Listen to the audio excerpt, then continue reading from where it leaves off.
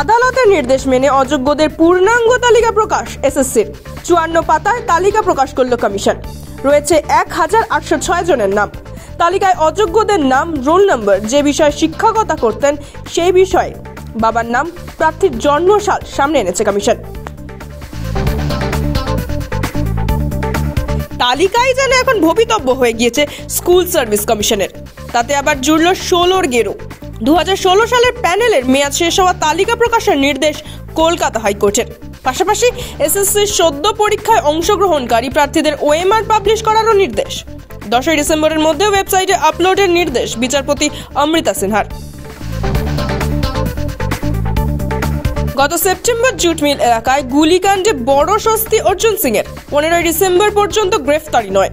এই সময়ের মধ্যে ব্যারাকপুরের বিজেপি নেতার বিরুদ্ধে কোনো আইনি পদক্ষেপ করতে পারবে না পুলিশ।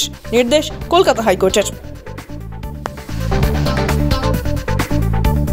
আবারও উত্তেজনার কেন্দ্র ডায়মন্ড হারবার। কেন্দ্রীয় শিক্ষা প্রতিমন্ত্রী সুকান্ত মজুমদারের কনভয় আটকে বিক্ষোভ, স্লোগান, রাজনৈতিক দোষারোপ। নিজেদের বিজেপি নেতা দিলীপ ঘোষের অনুগামী বলে বিক্ষোভকারীদের। সব মিলিয়ে বৃহস্পতিবার দুপুরে সরিষামোড় সাক্ষী থাকলো তিরিক্ষি পরিস্থিতির।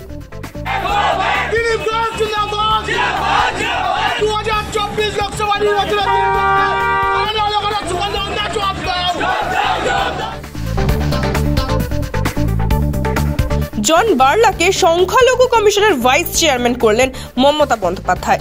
চা বাগানের শ্রমিক আন্দোলন ছিল তার রাজনৈতিক উত্থানের ভিত্তি। তৃণমূলে যোগ দেওয়ার পর দলের তরফে ঘোষণা করা হলেও ট্রেড ইউনিয়নের কোনো দায়িত্বে আনা হয়নি।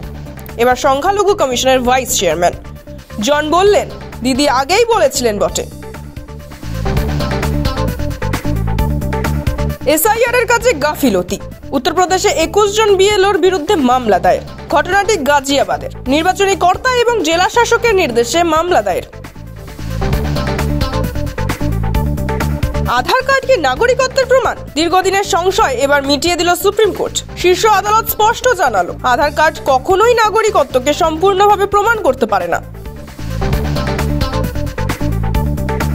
দীপাবলির পর থেকেই বিষাক্ত রাজধানীর বাতাস। দিল্লির বাতাসকে পরিষ্কার করার মতো কোনো জাদুকাঠি হাতে নেই। স্পষ্ট বার্তা সুপ্রিম কোর্টের। এবার আর মরশুম ভিত্তিক আলোচনার সীমাবদ্ধ থাকা হবে না, নিয়মিত নজরদারি চলবে, জানিয়ে দিল শীর্ষ আদালত। ভারতের মহাকাশ প্রযুক্তিতে আরও এক বড় মাইলফলক। দেশের প্রথম বেসরকারি রকেট প্রকাশ্যে আনলেন প্রধানমন্ত্রী নরেন্দ্র মোদী। সবার নজর কাটছে বিক্রম-1। হায়দ্রাবাদ ভিত্তিক স্কাইরুট এয়ারোস্পেসের তৈরি 4 ধাপের রকেট বিক্রম-1। নাম নেওয়া হয়েছে ভারতের মহাকাশ কর্মসূচির জনক বিক্রম সারাভাইয়ের নামে। জাকিয়ে শীত পড়ার মুখে বারবার বাধা। বিচিত্র ঘূর্ণিঝড় সেনিয়ারকে সঙ্গ দিতে তৈরি হচ্ছে দেতওয়া।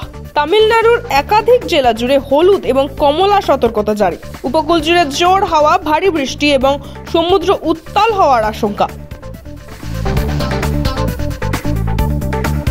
বঙ্গে নেই ঘূর্ণিঝড়ের প্রভাব, তবে সপ্তাহান্তে কমবে ঠান্ডার আমেজ। উত্তরবঙ্গেও আপাতত শুষ্ক আবহাওয়া বজায় থাকবে। বৃষ্টির তেমন কোনো সম্ভাবনা নেই, জানালো হাওয়া অফিস।